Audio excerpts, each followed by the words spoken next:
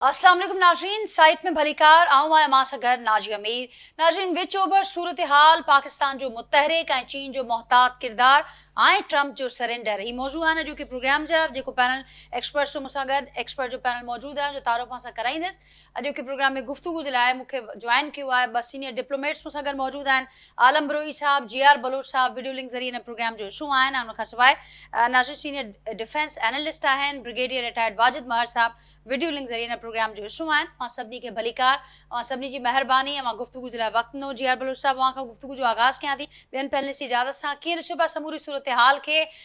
पाकिस्तान खां पोइ हाणे चाइना जो किरदारु तमामु घणी अहमियत इख्तियार करे चुको आहे ऐं जेके अॼु अमरीकी सदर डोनाल्ड ट्रंप जो जेको बयानु साम्हूं अचे पियो, सरेंडर वारो जेको बयानु साम्हूं अचे पियो, हिकु पासे ॼाणा पियो वञे त अमरीका जंग मां निकिरण जा बार बार इशारा ॾींदो आयो। हाणे अमरीका बिल्कुलु मेंटली प्रिपेयर आहे। अमरीकी अख़बार बि इहा दावा करे चुकी आहे त हाणे जेको ओबना हुर्मुज़ जो कंट्रोल आहे उहो छॾाइजे या न छॾाइजे। ख़ुदि ट्रंप जो इहो चवणु आहे त मुआहिदो थिए या न थिए पर अमरीका जंग मां निकिरण लाइ तयारु आहे, जल्द निकिरी वेंदो। पर इज़राइल अञा सुधो पंहिंजूं फ़ौजी कार्रवायूं जारी रखण जो जेको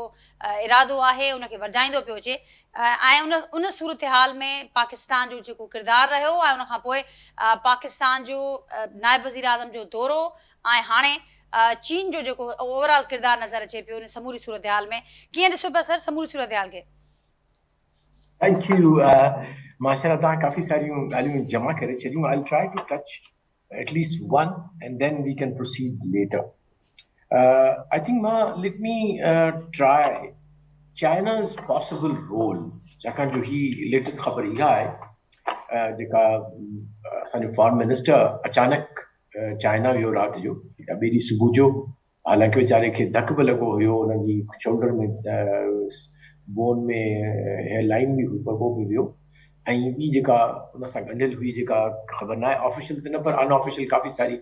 ख़बरूं हुयूं त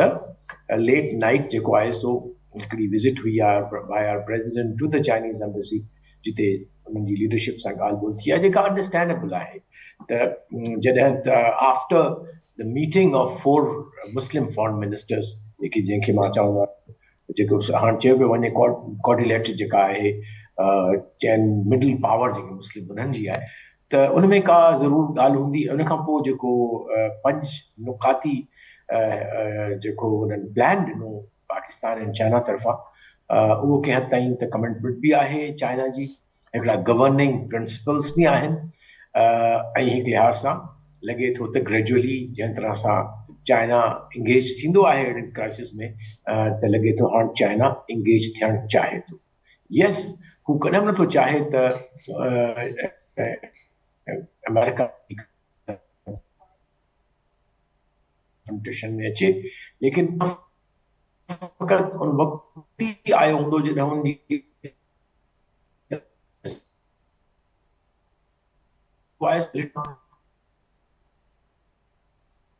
डिप्लोमेसी ईंदी ऐं डिप्लोमेसी में जेका धुर जंहिं ते एतबार करण जो पॉसिबिलिटी आहे ईरान जी ख़ासि तरह चई चुका आहिनि त असांखे चाइना जहिड़ी का या चाइना खां वधीक या 2 धुरियूं अचनि जंहिंमें मोस्ट लाइकली उन्हनि जो इशारो रशिया चाइना ऐं शायदि पाकिस्तान ऐं ॿिया जेके मुल्क उन्हनि तरफ़ आहे। त घण धुराई जेका हिकिड़ी असांखे गारंटी मिले त पोइ असां कंहिं मुआहिदे ते यकीन करे सघूं था। छाकाणि जो ही मुआहिदो कंदा ई टोड़ण जे लाइ इज़राइल ऐं USA ख़ासि तरह ही जेका एडमिनिस्ट्रेशन आहे USA ji. So I think मां ॾिसां पियो थो त increasing role of China into Gulf and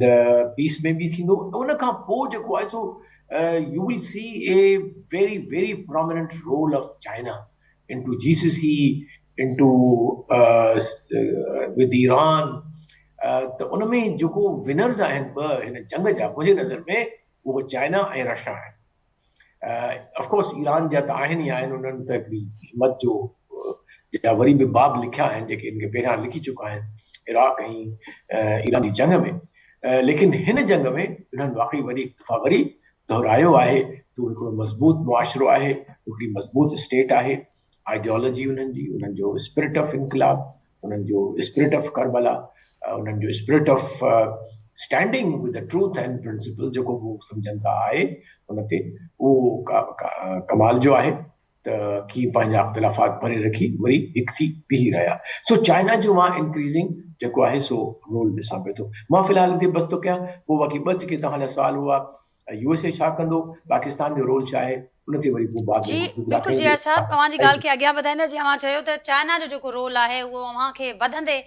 नज़र अचे पियो उन समूरी सूरत हाल में आलम रोही साहब अव्हां कीअं ॾिसो पिया हिन वक़्तु ताईं चाइना जो तमामु मोहतात असांखे किरदारु नज़र आयो उन समूरी सूरत हाल में जेतोणीकि चाइना तमामु अहम स्टेक होल्डर आहे पर उन बावजूदि तमामु मोहतात असांखे किरदारु नज़र आयो वेट एंड वॉच पॉलिसी नज़र आई उन जे पुठियां कहिड़ा फैक्टर्स तव्हां ॾिसो पिया ऐं हाणे जे इंक्रीज़िंग रोल जो ज़िक्र कनि पिया जी आर बलोच साहब अव्हां कीअं ॾिसो पिया छा पीस मेकर इन्फ्लुएंसर खां सवाइ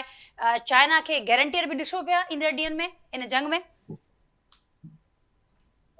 पहिरीं ॻाल्हि इहा आहे त चाइना जेको आहे सो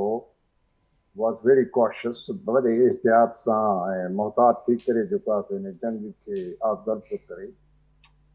छो त मां हिकिड़े पंहिंजे ॿिए शो में बि चयो हो त जेकॾहिं चाइना फिज़िकली हिन जंग में जेकॾहिं पार्टिसिपेट करे आहे त पोइ जंग जेको आहे सो ईरान ऐं अमेरिका या इसराइल जे विच में न रही आहे बल्कि वर्ल्ड वॉर थी वञे आहे छो त चाइना जे अचण जे करे रशिया बि ज़रूरु अचे हा त पोइ हिकिड़ो असांखे थर्ड वर्ल्ड वॉर में जेको आहे सो असां वञी सघूं पिया इन जे करे इन्हनि मोहतात रही करे के उनखे जेको आहे सो ऑब्ज़र्व कंदा रहिया ऐं इन में को शक न आहे त चाइना जेको आहे सो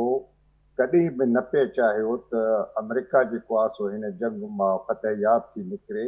ऐं हुनजो जेको आहे so as a super power जेको हुनजो जेको इमेज आहे उहो वधीक मज़बूत थिए छो त ॿिन्ही स्टेट्स जे मुल्कनि जे विच में राइवलरी त आहे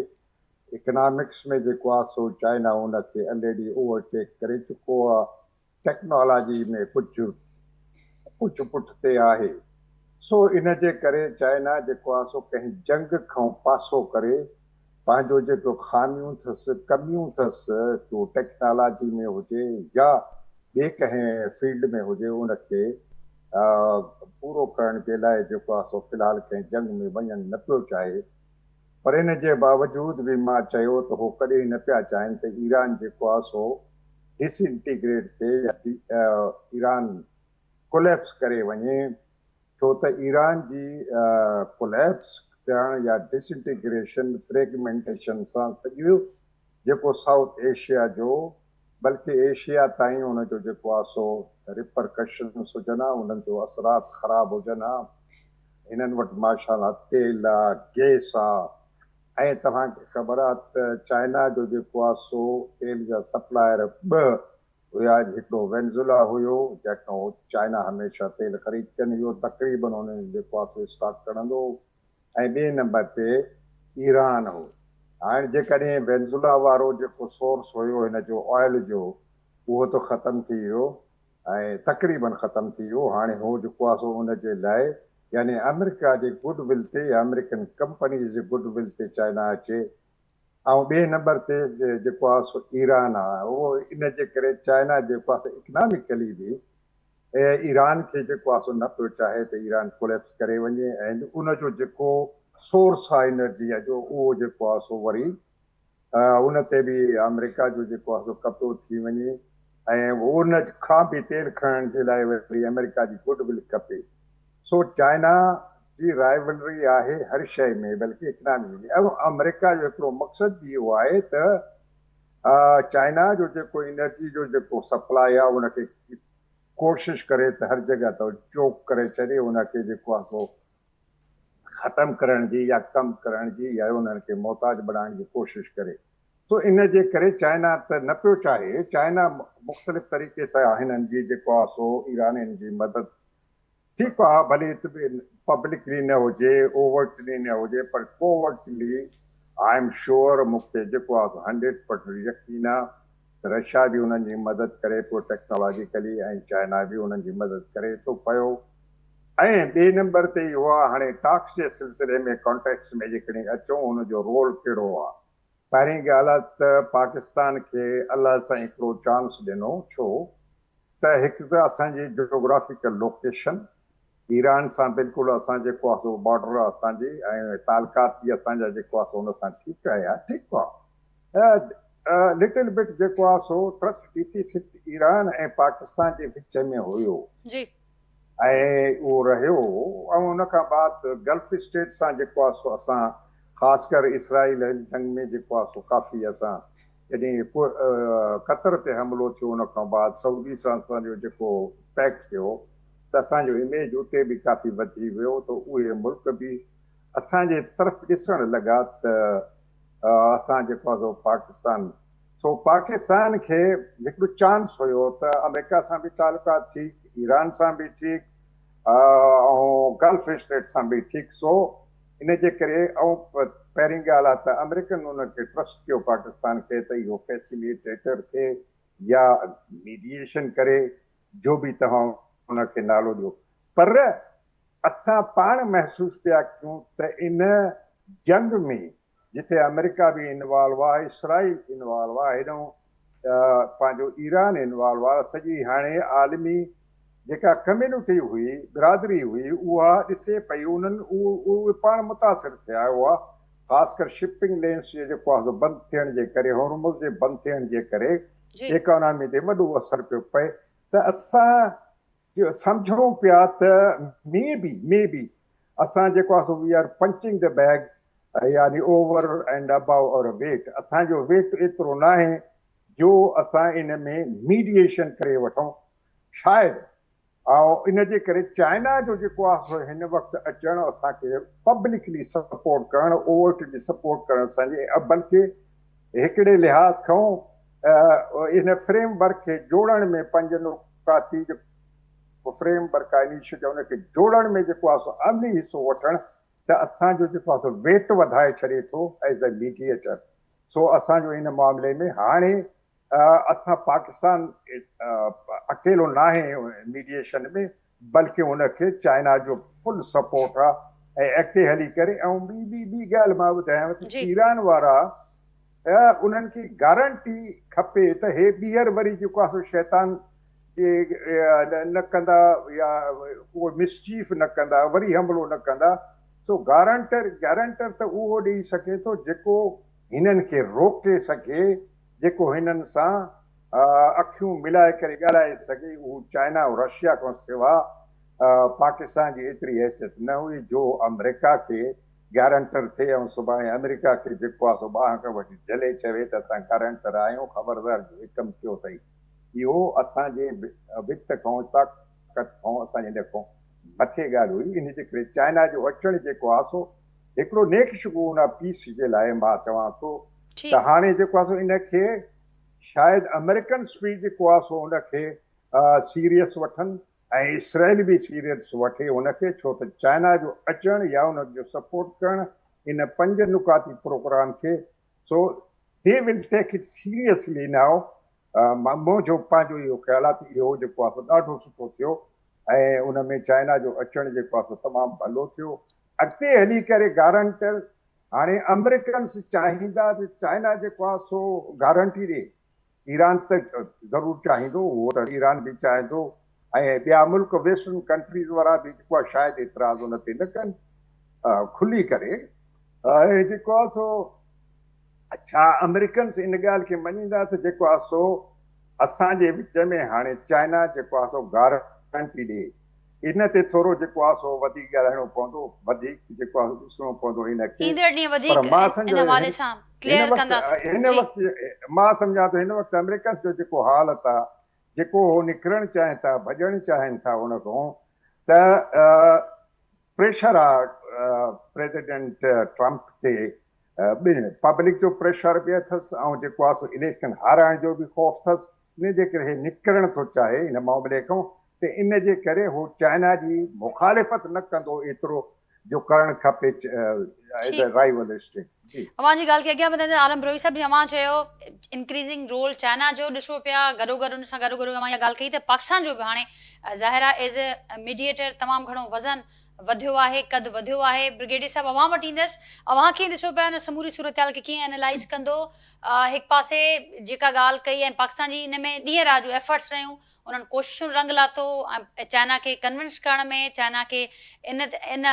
पासे ते गॾु बीहारण में। अवां कीअं ॾिसो पिया ईंदड़ ॾींहंनि में? अवां ॾिसो पिया त चीन जेको हिन वक़्त ताईं असांखे मोहतात, असांखे उनजो अंदाज़ नज़र आयो, हाणे खुलियल तौर ते चाइना जो किरदारु नज़र ईंदो उन समूरी सूरत में। ऐं उनखां सवाइ जेके अमेरिका जा जेके हिन जंग मां निकिरण वारा जेके बयान आहिनि, मामरा आहिनि, अमेरिका जे निकिरण खां पोइ बि इज़राइल जो इहो चवणु आहे त उहे फ़ौजी कार्रवायूं जारी रखंदा, उन हवाले सां कहिड़ो मंज़रनामो जुड़ंदे ॾिसो पिया? जी बिल्कुलु, मां इन ॻाल्हि खे सेकेंड कंदुसि त हींअर जॾहिं इहा जंग लॻी अमेरिका ऐं ईरान जी, त उन वक़्तु चाइना जो जेको रोल हो तमामु हिकिड़ो डिस्क्रीट रोल हुयो ऐं हो कंहिं बि क़िस्म में हिकु पोयां बैक साइड ते रही करे पंहिंजो हुन ईरान खे सपोर्ट कंदो रहियो, बट फ्रंट ते न आयो। उनजो रीज़न बि बिल्कुलु जीअं तव्हां GR साहब ॿुधायो त जेकॾहिं ईरान खुलियल सपोर्ट करे हा त that war can turn into the third world war. त बिल्कुलु उनजो ख़तरे जे करे चाइना जेको आहे उहो पंहिंजो मोहतात हिकिड़ो हिन में पंहिंजो रोल रखियो। लेकिन तव्हां जीअं जीअं जंग अॻिते वधी रही, तव्हां ॾिठो त ट्रम्प जेको आहे अमेरिकन प्रेसिडेंट पंहिंजा जेके उहे हदफ़ जेके आहिनि, टारगेट्स जेके आहिनि, उहे अचीव न करे सघियो। हींअर ट्रम्प जी जेकी पॉपुलरिटी आहे उहा 70% जेको आहे उनजो ग्राफ जेको आहे पंहिंजे अमेरिका में किरी चुको आहे। मिड टर्म इलेक्शन में उनजो जेतिरो हुनखे असरु पवंदो उहो हुनखे बिल्कुलु ख़बर आहे त मिड टर्म इलेक्शन में हुनजी जेकी डिफीट आहे उहा वाज़े आहे। इन शइ खे ॾिसजे ट्रम्प हिन वक़्तु सख़्तु फ्रस्ट्रेशन जो शिकार आहे।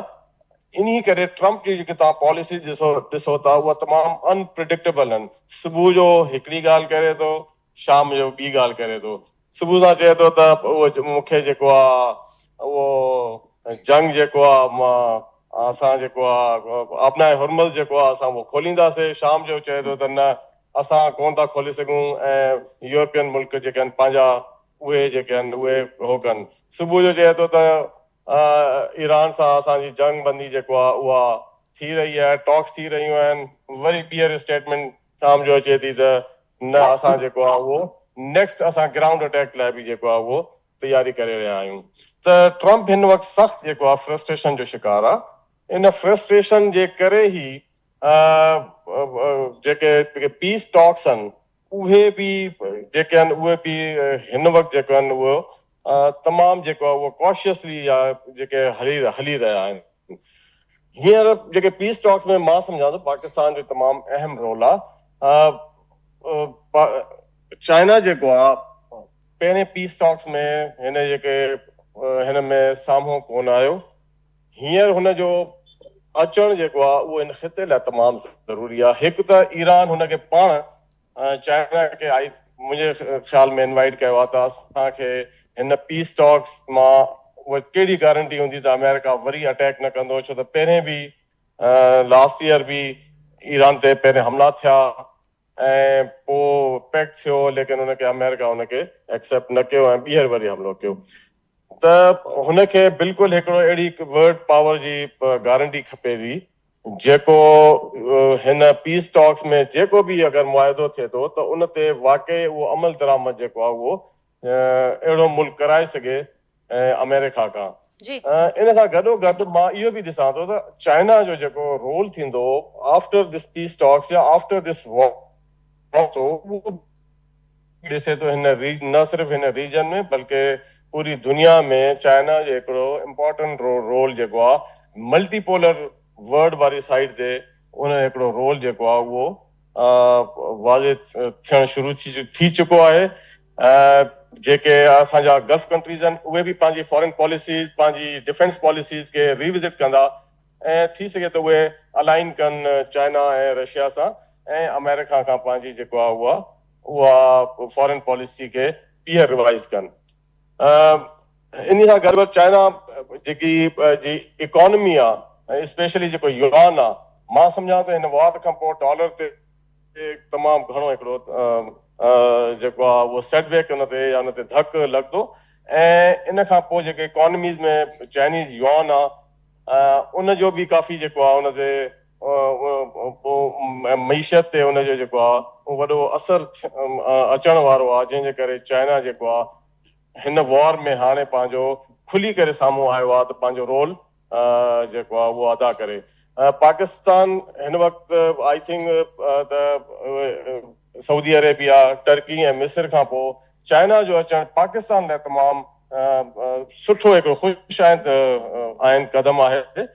त चाइना जे हुजण सां न सिर्फ़ु हिन टॉक्स में या हिन पीस प्रोसेस में जेको बि मुआइदो थिए थो उन में न सिर्फ़ु वज़न रहंदो बल्कि चाइना हुनजो हिकिड़ो गारंटर बि रही सघे थो। ठीकु, वाजिमर साहब पंहिंजी ॻाल्हि खे अॻियां वधाईंदा। जी आर साहब, हाणे हिकिड़ो सिनेरियो पीस टॉक्स जे हवाले सां जीअं मां सभिनी ॿुधायो पंहिंजो तजियो ॾिनो, पर हुन सां गॾोगॾु जेको हिकिड़ो ॿियो सिनेरियो डेवलप थिए पियो त जेकॾहिं अमेरिका निकिरे थो उन जंग मां त उन खां पोइ बि इज़राइल जो इहो चवणु आहे त असीं फ़ौजी कार्रवायूं जारी रखंदासीं। हिकिड़ो सिनेरियो आहे, हिकिड़ो ॿियो सिनेरियो बि असीं बार बार उन ते ॿुधंदा पिया आयासीं त ॻाल्हियुनि जे आड़ में कंहिं वॾे हमले जी तयारी, उन जा बि बार बार बयान बि ॾिना विया, इशारा बि ॾिना विया। त हाणे हिन वक़्तु जेके अमेरिका जा बयान साम्हूं अचनि पिया, सरेंडर करण वारे जेके ॻाल्हियूं साम्हूं अचनि पियूं, त उन सिनेरियो खे मां सम्झो पिया त हाणे उहो बिल्कुलु रूल आउट थी चुको आहे त कंहिं वॾे हमले जी तयारी थी सघे थी इन ॻाल्हियुनि जे आड़ में। ऐं जेको सेकेंड सिनेरियो आहे उन ते बि ज़रूरु पंहिंजो तव्हांजो तजियो वठंदासीं। Thank U. थोरो आई थिंक मां सोचींदो आहियां हमेशह ऐं कोशिशि कई आहे इन ॻाल्हि खे त इहो जेको फॉग थिए थो ऑफ वॉर ऐं जेको fog of the war of narrative उनखे थोरो हटाए पंहिंजे जेके नाज़रीन आहिनि या हाज़रीन आहिनि या सामईन उन्हनि सां जेको असांखे नज़र पियो अचे इन धुंध मञा ॾिसी सघूं था पंहिंजे थोरे घणे नॉलेज ऐं तजुर्बे जी बुनियाद ते त इहो सिर्फ़ु हवा आहे जेका हिन जा जेके आहिनि। इट्स अ मेगाफोन डिप्लोमेसी जंहिंमें अहिड़ी तमामु हिकिड़ी वॾी महारत रखे थो ट्रम्प, लेकिन ऐं मोदी ऐं नेतन्याहू, लेकिन at the end of the day इहो तव्हां ॾिसो टई जेके आहिनि टिनी खे मुंहुं की कहानी पढ़ी आहे। उन्हनि खे जॾहिं एक्चुअली अचे थो मैदानिक जंग में त उन्हनि जो जेका टोटल जेका मेगाफोन डिप्लोमेसी उनजी कलाई खुली थी। हाणे इन चवण खां पोइ सिर्फ़ु हिकिड़ी ॿी ॻाल्हि मां ज़रूरु तव्हां सां शेयर कंदुसि, मे बी आवर पैनलिस्ट में have a different point of view. त हिन वक़्तु जेके कोशिशूं आहिनि, चाहे पाकिस्तान करे पियो या जेके चारई मुल्क गॾिजी कनि पिया या चाइना कंदो, उहो फ़िलहाल एम इहो आहे त इनखे कंटेन कजे। छो जो छा पियो थिए त ही बाह वॾी थिए ऐं सभिनी खे विकोड़ में आणे पई, ऐं उनखे कंटेनमेंट जो मतिलबु इहो आहे त कम अज़ कम जेके नोडल पॉइंट्स आहिनि हिन रीजन जा, जेके सेंसिटिव पॉइंट आहिनि, जेके चाहिनि बि था उहे पाण बि, मसलन JCC आहे, इट डस नॉट है, उन्हनि वटि का स्ट्रेटेजिक डेप्थ न डेमोग्राफिक आहे न इन्हनि वटि जोग्राफिकल आहे, इवन नॉट इकोनॉमिक आहे, छाकाणि जो उन्हनि जेके फैसिलिटीज़ आहिनि ऑयल जूं, उन्हनि जा ऑयल फील्ड्स आहिनि, उहे बज़ाते ख़ुदि कंबस्टिव एलिमेंट्स आहिनि। उन में जेको बमबारी कयो तव्हांखे यादि हूंदो त जॾहिं इराक में बमबारी थी आहे, हिननि जेके ऑयल वेल्स जलाया हुआ, महीननि ताईं उते आग जेका बाह जेका सा ख़तम न थी पई। सो इन लाइ तमामु फ्रजाइल आहिनि इहे कम जेके आहिनि। सो मूंखे ईअं लॻे थो त चाहे कुझु बि थिए, लेकिन हू बि इहो ई चाहिनि था JCC वारा, ऐं साॻी तरह सां पाकिस्तान भी, चाइना भी, ऐं जेके चार मुल्क आहिनि, त immediately maybe we are not able to stop the complete hostilities, छाकाणि असां सभिनी खे ख़बर आहे त इज़राइल जो पंहिंजो हिकिड़ो एजेंडा आहे, जेका ॻाल्हि पाण ट्रम्प बि कई आहे। लेकिन एज़ लॉन्ग एज़ दो जेके वॾा गॾिजी हमला जेके पिया थिया अमेरिका ऐं इज़राइल जा, जंहिंजी रिटेलिएशन में ईरान जेको सो वॾनि स्ट्रेटेजिक टारगेट्स खे JCC में बि ऐं इज़राइल में बि बॉम्बिंग कई पई, उहे कम अज़ कम बंदि थी वञनि। त मुंहिंजो इहो ख़्याल आहे हिन मरहले में जेका ॻाल्हि ॿोल हले पई या जेका थींदी विदिन लाइक 2 हफ़्तनि में थिए, 3 हफ़्तनि में थिए, जेका ॻाल्हि ट्रम्प बि करे पियो थो, त उन में कूल डाउन थींदो जेको महाज़ आहे, उन में हमला इहे घटि थींदा, साॻी तरह जवाब रिटेलिएशन ईरान जो घटि थींदो। तंहिंखां पोइ ॻाल्हियुनि लाइ ॻाल्हियूं थींदियूं त भई जेको लॉन्ग टर्म पीस आहे उनखे कीअं हाउ टू एड्रेस इट, छा इहो पॉसिबल बि आहे। मां त एक्चुअली इनखे पॉसिबल बि at this point of time नथो सम्झां त ईरान ऐं इज़राइल में को मुकम्मिल परमानेंट पीस थी सके तो as long as the Palestinian issue is pending, as long as the nature of the state of Israel remains the way it is, apartheid state, a state which only believes in the military occupations, bloodshed, just because उन्हनि जी शइ आहे उनखे America जी. हा अलबत्ता America में अहिड़ी हुकूमत अची वञे या ट्रम्प पाण उनखे ख्वाब अचे त भई हीअ त असां पंहिंजी 50 सालनि जी इन्वेस्टमेंट जेका बजाए इज़राइल असांखे स्ट्रेटेजिक एसेट जी हिकिड़ी वॾी लाइबिलिटी बणिजी वियो आहे, which it is. People have written about it, I have written about it. जी त थी सघे थो उहो थी वञे, जेकॾहिं उहो थी थो वञे त पोइ त सॼी गेम चेंज थी वेंदी. लेकिन हीअं जेका कैलकुलेशन आहे उन में बेसिकली असां जेकॾहिं कंटेनमेंट ही असांखे अचीव थी वञे, असांखे मुराद दुनिया खे those who love to see या दो desire to see या pray for त हिकिड़ी काम अचे, हिकिड़ो कंटेनमेंट थिए, बाहि घटि थिए. छाकाणि जो ॾिसो JCC जी इकोनॉमी सां पूरी दुनिया जी इकोनॉमी ॻंढियल आहे. I mean, they produce about over 30% of the oil and I think about 20% of the gas of the world. And plus जेके बाय प्रोडक्ट्स आहिनि उन जी ॻाल्हि असां अॻु में करे चुका आहियूं. फर्टिलाइज़र आहे, सल्फर आहे, हीलियम आहे, ऐं उन जे करे जेको फूड सिक्योरिटी इनसिक्योरिटी थिए पई थी. ऐं तंहिंखां सवाइ ऑयल महांगो थिए थो त कीअं हिकिड़ी बेरोज़गारी वधी वई आहे, इमीडिएटली वधी वई आहे. इंडिया में, थाईलैंड में, फिलिपीन में माण्हू वीचारा बेरोज़गार थी विया आहिनि, पंहिंजे ॻोठनि में वञनि पिया था. So there's हुननि जो पंहिंजो जेको स्टॉक एक्सचेंज हो लाइक हिननि जो JCC जो इन 30 days में आई थिंक चवंदा अबाउट 200 बिलियन जेके से वो लूज़ करे चुका आहिनि. So I think जेके consequences आहिनि apart from the battlefield उहे एॾा कॉस्टली आहिनि जंग जा, जो मां थो सम्झां त America can afford to do that. Yes, Israel can afford to do it. It's a small country. It doesn't care about it. As long as somebody else is paying for their missiles which are killing the innocent people. I think the taxpayer of America has to get up and tell their government that they do not work. उनमें सब शामिल आहिनि expected. वो doctor भी आहे, engineer भी आहे, PhD भी आहे, जेको हुते कमु करे थो, उनका टैक्स वठी थी 30 to 40% अमेरिकन गवर्नमेंट. ऐं उहे टैक्स जा पैसा वरी ग़रीब मासूम ॿारनि 160 164 नींगरियूं छोकिरियूं, they were all female girls, they had gone to school, they were killed by the missiles made by those corporate sector in America. That has to stop. And I think the time has come, we have to speak about it. Very important जियार साहब. ऐं बिल्कुलु अवां सही पिया चयो त हाणे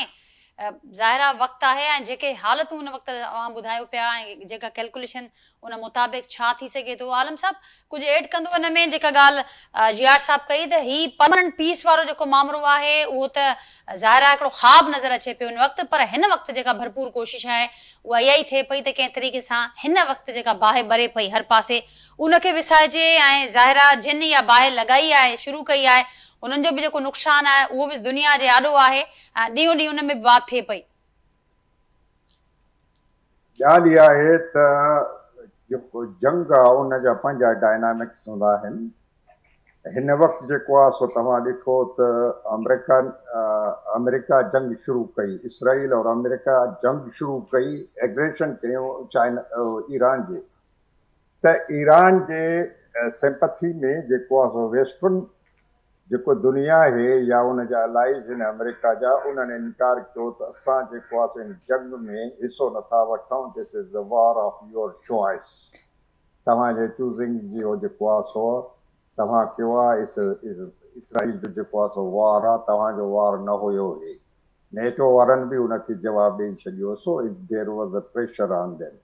लेकिन ईरान वारनि जॾहिं शिपिंग लेन्स बंदि करे छॾियो, होर्मुज़ खे बंदि करे छॾियो ऐं आलमी ग्लोबल इकोनॉमी खे धकु लॻी वियो, इंटरनेशनल कम्युनिटी परेशानी में अची वियो, त हाणे जेको आहे सो मां महसूसु थो कयां त उहो प्रेशर जेको आहे सो ओनस या रिस्पॉन्सिबिलिटी वॉर जो जेको आहे शिफ्टिंग टूवर्ड्स ईरान. त ईरान जेको आहे सो इंटरनेशनल वाटर वेज़ खे छो बंदि कयईं? छो त इंटरनेशनल लॉ में लॉ ऑफ सी में जेको आहे सो इट इज़ इंटरनेशनल यानी वाटर वे. हिनखे जेको आहे सो हे बंदि कोन था करे सघनि. ऐं ॿी ॻाल्हि इहो आहे त ईराननि जो इहो चवण बि ग़लति आहे त स्विस कैनाल मां जॾहिं हो फीस वठनि था या पनामा कैनाल मां वठनि था त असां छो नथा वठी सघूं। उहा उहे जेको आहे सो तव्हां ॿिन्ही सिचुएशन खे कंपेयर नथा करे सघो,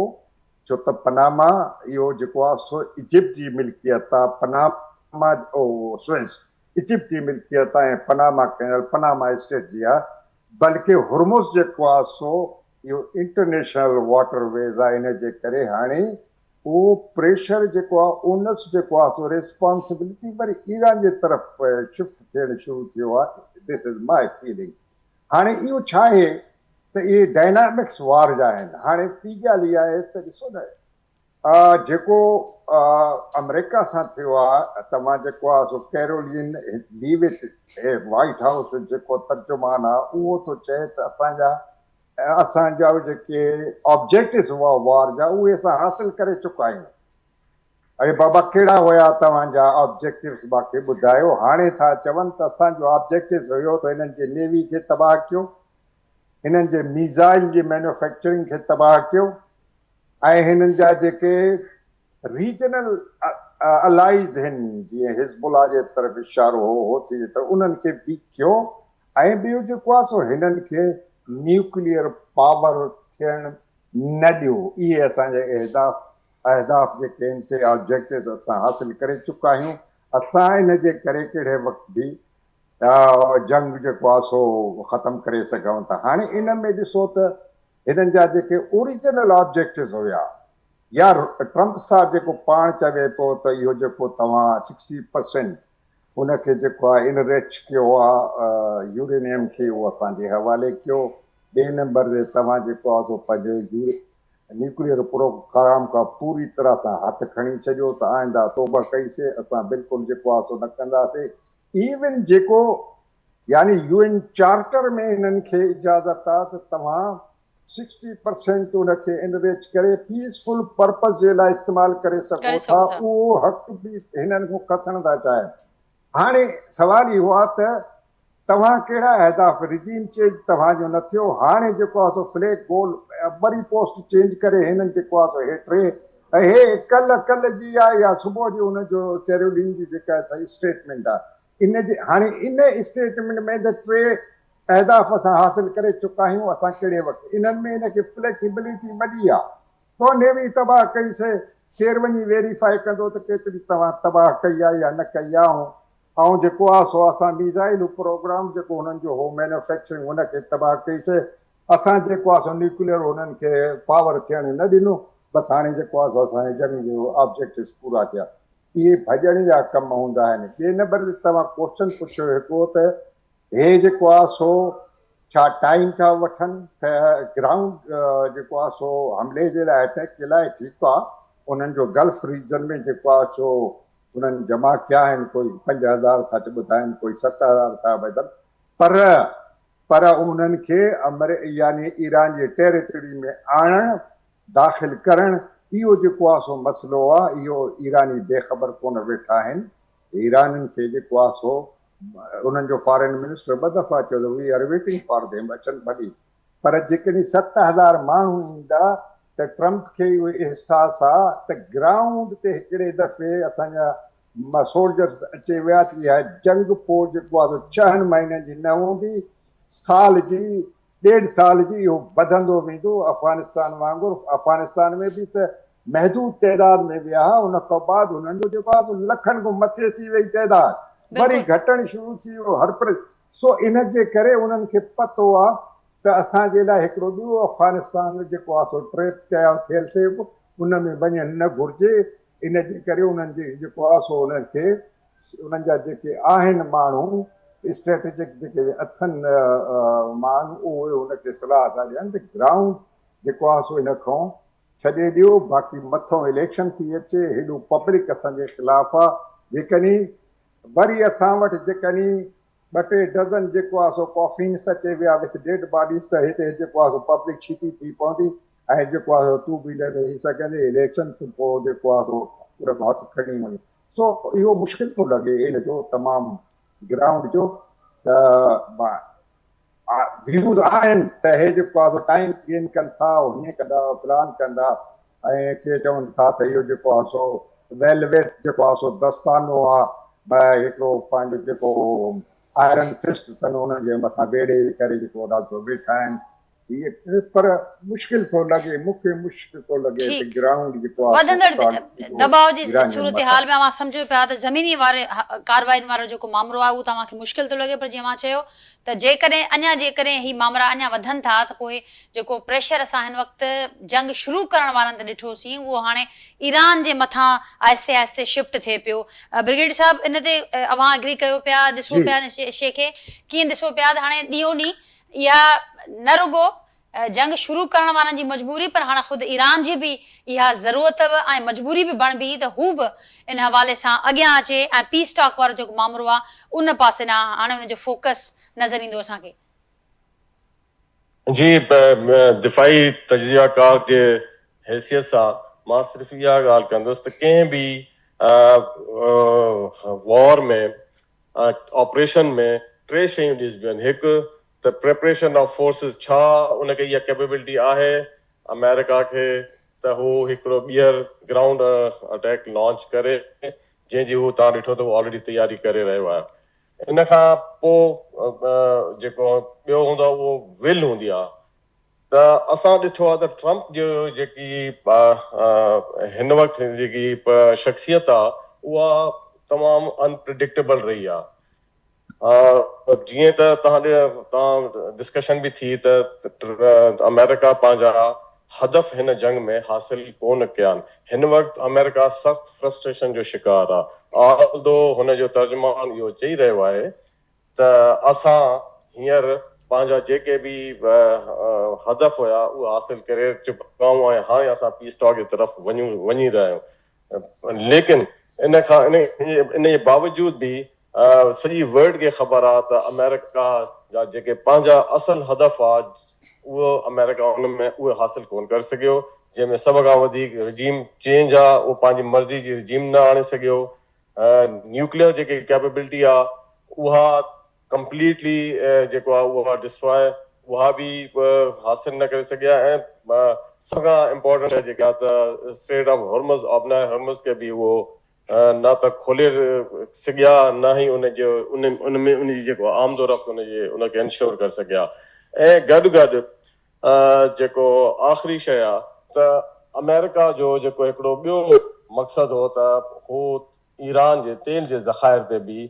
कंट्रोल हासिल करे इहे मेजर हदफ़ हो हुननि इन चइनी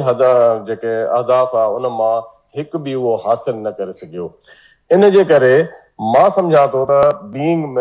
दिफ़ाई तजियाकार त हिन वक़्तु ट्रम्प जेको आहे उहो हिकिड़ो फ्रस्ट्रेशन जो शिकार आहे ऐं ट्रम्प जी जेकी पर्सनैलिटी आहे शख़्सियत आहे उन मां काई बि शइ तव्हां तवको करे सघो था हिकिड़ो रेकलेस डिसीशन जंहिंखे चवंदा आहिनि फ़ैसिला जेके आहिनि उहो कहिड़े बि क़िस्म जा जेके होशमंद जेके फ़ैसिला आहिनि उहे उनखे तव्हां ट्रम्प मां उहे तव्हां कहिड़ा बि जेके आहिनि उहे तव्हां सम्झी सघो था त ट्रम्प कहिड़े क़िस्म जा फ़ैसिला करे सघे थो मां सम्झां थो त हू ट्रम्प में बि ग्राउंड अटैक लाइ वञे जंहिंजे करे हू पंहिंजी फोर्सिस जो बिल्डअप बि करे रहियो आहे ऐं हू कंहिं न कंहिं जाइ ते थी सघे ग्राउंड फोर्सिस जो अटैक करे चाहे उहो ख़ारिग आइलैंड आहे या कंहिं ॿिए आइलैंड ते इन्वेजन करे हिकु पोज़ीशन ऑफ स्ट्रेंथ दुनिया खे ॾेखारींदो त ॾिसो मां हिकिड़ो हदफ़ पंहिंजो हासिल करे चुको आहे हाणे मां पीस टॉक्स ते वेंदुसि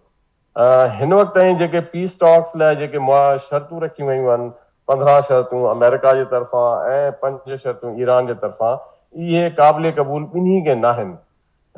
पीस टॉक्स हलिया त रहिया आहिनि लेकिन उनजो अञा ताईं को हेडवे या का आइस जेको आहे उहा ब्रेक न थी सघी आहे त अमेरिका हिन वक़्तु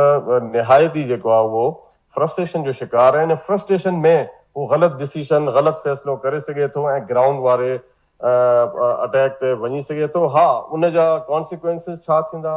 हू बॉडी बैग्स जी रिसीव करण लाइ तयारु आहे ईरान जो छा उन ते रिटेलिएशन रहंदी छा उन ते जेको आहे रद्द अमल रहंदो उन लाइ अमेरिका तयारु आहे या न आहे, इहो हिकु क्वेश्चन जेको आहे, जेको हींअर ताईं जेको आहे उहो अमेरिका लाइ बि ॾाढो ॾुखियो आहे त हिन ग्राउंड अटैक खे उहो शुरू करे सघे। जी जी यार साहब, फाइनल कमेंट अवांजो जेका ॻाल्हि जीअं आलम साहब कई त खेनि उहो मुश्किल थो लॻे त हिन सूरत-हाल में एॾो प्रेशर वधी चुको आहे, हाणे हिन में ग्राउंड ते फ़ौजूं लाहिण वारो, पर ब्रिगेडियर साहब पंहिंजे एक्सपीरियंस खे साम्हूं रखंदी इहा ॻाल्हि कनि पिया त मिलिट्री बिल्डअप जेको असांखे नज़र अचे पियो ऐं दुनिया खे पंहिंजी स्ट्रेंथ ॾेखारण जे लाइ थी सघे थो त फ्रस्ट्रेशन में अहिड़ो को फ़ैसिलो बि साम्हूं अचे। अवां छा ॾिसो पिया ईंदड़ ॾींहंनि में, ऐं गॾोगॾु इन ते बि ज़रूरु कमेंट करियो त ईरान जे मथां छा इहो प्रेशर वधंदे अवां ॾिसो पिया हाणे शिफ्ट थींदे? जी ॾिसो, मुंहिंजी असेसमेंट इहा आहे, बल्कि मुंहिंजी हम्बल वे जेका वॉर गेमिंग आहे उन में America has lost the control of escalation ladder and has lost the control of the initiative of war at the tactical level. Jangu जेकी आहिनि से ॿिनि लेवल ते लड़नि, strategic level and tactical level. Strategic level ते आहे त ओवरऑल तव्हांजा ऑब्जेक्टिव तरफ़ तव्हां कंहिं तरफ़ वञो पिया, तव्हां उनखे केतिरो टेम्परेचर ॾेई सघो था, केतिरा फ्रंट खोले सघो था, जहाज मथां हवाई, समुंद्री, ज़मीनी। त मुंहिंजे ख़्याल में उहो जेको एस्केलेशन लेडर आहे ऑलरेडी हुन जे वटि कोन्हे, इन करे कोन्हे त हू हाणे तनहा थी चुको आहे, दुनिया में को बि हुन सां गॾु बीहण लाइ तयारु कोन्हे को, ऐं जेको धक वॾो लॻो आहे मार्केट्स खे, उनजो वॾो रिएक्शन आयो आहे। ऐं उनजे पंहिंजे अमेरिका में एतिरी जेका अपोजिशन थी आहे, 7 million people have come out against the war. त अहिड़े तरह ऐं उन जेके क्लोज अलाइज़ हुआ, ब्रिटेन चए थो we don't want to be dragged into war. Just half an hour earlier he was talking to the press. साॻी तरह सां फ्रांस आहे, they say we don't want to burn our hands. Spain did not allow Salam Ainanke. I think they are the people who really have written history. In fact, most interesting was Italy. I mean, they did not allow them to pass through carrying the weapon to Israel. It means for the front, for the war. They said, no, we're not allowed. Our constitution does not allow. In halat mein, I don't think now Trump has the control of the strategic level, control of this escalation level. Tactically नहीं करे ना, छाकाणि जो हू हिकिड़ो target तो हाणे Iran में हू ॿ टारगेट था आणनि, ऐं ॿी ॻाल्हि त हाणे फ्रंट बजाए हू खोलण जे ईरान खोले चुको आहे। साउथ में हुतीज़ बाबुल मंदब जेको उते बंदि थी वियो आहे जी। हुतीज़ जेके डायरेक्टली इज़राइल ते पिया कनि। सो आई थिंक ॿिन्ही लेवल ते ईरान वटि इनिशिएटिव आहे, ईरान वटि कंट्रोल आहे एस्केलेशन लेडर जो, लिहाज़ा I don't see America going for a ground war. It will be a suicide if they go, that will be the worst chapter, worst than what they did in Vietnam, worst what they did in Cambodia, and what they did in other lost wars in Afghanistan and so many other wars that they have lost in the past 1 century, apart from the Second World War. Yeah. Iran जे मथां pressure shift थींदे ॾिसो पिया? Pressure shift सब खां वॾी मज़ेदार ॻाल्हि इहा आहे, इहो ई त जंग जो जीतण जो स्पिरिट आहे, you are never under pressure.